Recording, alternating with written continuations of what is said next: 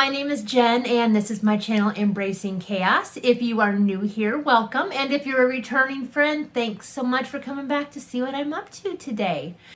For those of you that are new here, really quickly, I currently follow the green plan on WW. I was following the blue plan, but I found myself struggling with self-control when it came to the 0-point food. So I recently bumped back to the green plan just for more accountability as far as tracking goes. As you guys know, on the green plan, you have to track everything. There are not near as many free foods on the green plan as there are on the blue, and definitely not near as many as there are on the purple. So Jen needed a little bit more structure, so we're back to the green plan. Real quick, I wanted to give you a weigh-in. Not awful, especially for it being the holiday season. So this past week, I was down 2.6 pounds. Now, mind you, that's not 2.6 pounds that I lost in 1 week. It's been a month since I weighed in at my last WW meeting. I had to postpone some meetings because of holidays, and then we had some family things going on to where I wasn't able to go back into the studio. So since my last weigh-in about 4 weeks ago, I'm down 2.6 pounds, which that's okay. That includes Thanksgiving and all the other fun things in between then and now. And then that puts me at a total loss of 52 pounds even since I started WW in February. I just want to take a couple minutes to go over the meeting topic with you. I'm not going to discuss the entire topic because I feel like if you guys want to read it, you can, or there's other YouTubers that go more into detail as far as the meeting topics. So if you want that, you can find them on their channels, or as always, guys, if you have any questions or comments, please leave them down below. You can leave comments. I've got my email. You can find me on Instagram. So really quickly, or the subject for this week was say hello to unhelpful thoughts. I'm going to read this to you, just the beginning of the flyer.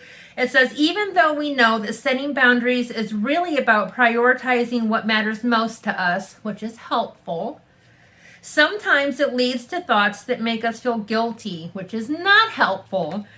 So how do we avoid getting caught up in this or other unhelpful thoughts that keep us from our goals? We handle them by creating distance so we can accept them and move forward. So I guess my question to you guys would be, what is one negative thought that really holds you up? And it doesn't necessarily have to be with your weight loss journey, but just in general. I struggled with that one, because right now there's not one little thought that holds me back. It's kind of a major thought that covers all areas of my life. Steve and I talked about this a lot last night because I feel like with my weight loss journey, I'm pretty honest. If I make a mistake, it's pretty good chance I know what I'm doing and what I need to do to fix it. So just my general negative thought that I'm really struggling right now is I can't take anymore. I give up. I can't take anymore. I hear myself saying that so many times throughout the day with my weight loss, with my work, with my kids, with my husband. Guys, this is a tough time for everybody. I work in the medical field, which doesn't make my situation any more difficult than other people's, but I'm burnt out. And so I hear myself saying I can't take anymore all the time. So the purpose of this week's discussion is to identify what that negative thought is, learn to recognize it when you have it, and then set your boundaries to determine how you're going to react to that thought. So for me, my negative thought is I can't take anymore, I give up. Now the description that our coach gave is to hold your hands out like this. And this is where your negative thought is. When you are thinking, I can't take anymore from a distance, you can see around your hands. You can see the light at the end of the tunnel. But when it's right up in your face, the only thing you can see is that negative thought.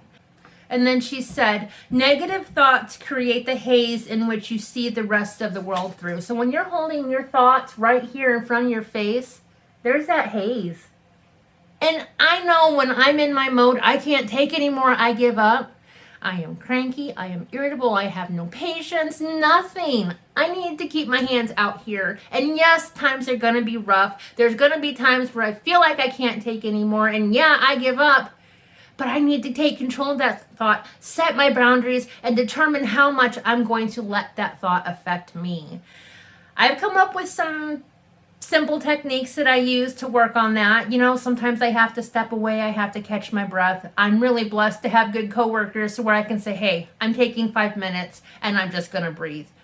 And we are able to do that for each other. So what types of things work for you guys? Let me know down in the comments. Let me know that negative thought. Let me know what boundaries you've set so that it doesn't completely consume you to the point where you can't see light at the end of the tunnel. And this really stuck with me too. She said, we have thoughts. We are not our thoughts, which means we don't have to let our negative thought, that one little nagging negative thought that you just can't seem to shake no matter what you do, you don't have to let that define you. So we have thoughts. We are not our thoughts. And I liked that one. Hopefully that made some sense to you guys. Like I said, I don't want to cover the entire subject. Just a little bit here and there. Feel free to let me know what you think. I appreciate any feedback. And now let me show you what I got at my meeting. And there were sales, guys. Sales. I don't remember all the prices though. I told them I didn't want my receipt. So I don't know that I can tell you the prices, but I can kind of guess. The first thing I got is this cookbook. It's called Done in One. And apparently this entire cookbook is full of meals that you create in one dish and it's completely done. I'll give you a couple examples. Ricotta and spinach stuffed cabbage, herby chicken and mushrooms, Tex-Mex red chili pork tacos, and all this is made in one dish. Like, I don't have to dirty up 5 million dishes to make a recipe. Keep an eye on my channel, guys, because you're going to be seeing some cook with me's from this recipe book for sure. And then they had their oatmeal 50% off. So I picked up a thing of the apple cinnamon. And this is 3 points on all plans. And then I got a thing of the maple brown sugar. Here we go. And this is also 3 points on all plans. I got their popcorn maker. Have you guys ever tried this? I can't wait. I've been on a big popcorn kick lately. And it's silicone, so it's collapsible. And supposedly all you do is put your popcorn in it, put the lid on it, and stick it in the microwave. And my coach told me for popcorn, it's 1 point for 1 tablespoon. So all you do is enter the number of points you feel like eating into this dish. You cook it, and it's that easy. So like if I want a 20-point popcorn snack, there you go. I'm just kidding. Could you imagine? It'd be like a great big huge pot of popcorn. 20 points of popcorn. But we have our days, don't we? So, got the silicone popcorn maker. And then to go with it, I got the Movie Time popcorn kit. You guys, I am so stinking excited to have this. It's got 3 different kinds of popcorn. It's got fluffy white gold, crunchy ruby red, and sweet tricolored blend. I've never tried different types of popcorn kernels before, so I'm super excited about that. And then listen to the flavors for the seasonings they have to put on top of the popcorn. Classic white cheddar. Okay, cool. Yeah, I'm excited. And then it gets a little bit more creative. Tangy dill pickle. Chaos, Jen loves her pickles. Heck yeah, pickles. And then we've got sizzling spicy sriracha. Cracked pepper Asiago. Is that how you say it? I say it wrong every time. And just know that I really thought about how you say that. It's not Asagio. It's Asiago, right? My daughter makes fun of me because I never say that right. And then I never say acai, the acai berry. I always call it acai.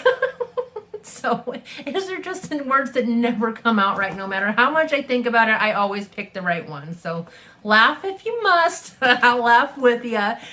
And then the last one is buttery caramel corn. How awesome do those flavors sound? Yum, yum, yum. Can't wait to try those. And then last but not least, this was 50% off. Have you guys seen this? I saw it on the website and I was very intrigued by it. And then when I saw it on sale for 50% off, I had to get it. But it is 9 tools in 1 complete prep set. It does. This is what it looks like. Okay. The first tool is this bottle topper. Suppose you could use it for wine if you needed to. I don't know, but I think it's designed for a water bottle, something like that.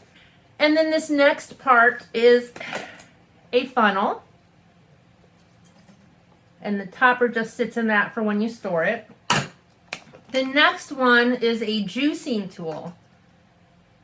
So there's that. And then the bottom part is a dish. So you just put the juicer on top of it. And that's what you can use to collect your juice. The next part is going to be an egg dicer.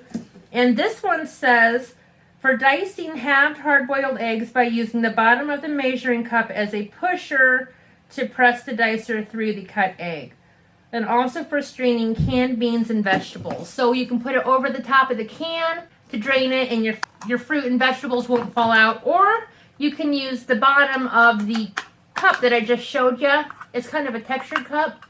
And you just push the egg through. It goes like that. So that's cool. Then the next tool is going to be a zester, which pretty clear what you do with that. Woo. Then we've got an egg separator. So when you want to separate the egg yolks from the egg whites, you just crack your egg in this, and there you go. And then last but not least, it's got a pasta portion separator. It's kind of hard to see, but if you look, it's got numbers along the side to tell you how many servings. Can you guys see those? I don't know. It's kind of hard to see, but it says 1, 2, 4, 6, and 8. And that helps you determine how much pasta to put into the pot. I'm terrible about estimating how much pasta to use. I will try and get a couple servings worth and make enough for an army. So there you go. Pasta dilemma solved. And then here we've got, this is the cup with the part to push the eggs through. Kind of see how it's raised. But it's also a measuring cup. Along the outside of it, it's got measurements, which I'm sure are hard to see. But there you go. And the last part is this rubber jar opener. It's kind of textured on the inside. So you would just put it over the lid, kind of apply some pressure and twist it. And it's supposed to help you get the jar off of the lid. So, very excited to give this a try. I'm sure you will see these tools in my Cook With Me videos as well. Alright, so I have kept you way too long, but I really wanted to share this stuff with you guys. If you're still here, thanks so much for sticking around. I truly appreciate it. If you wouldn't mind giving me a thumbs up, I would appreciate that as well. If you're not already part of my YouTube family, if you'd consider hitting that subscribe button down in the corner, I would love to have you. And until next time, guys, keep smiling. Bye.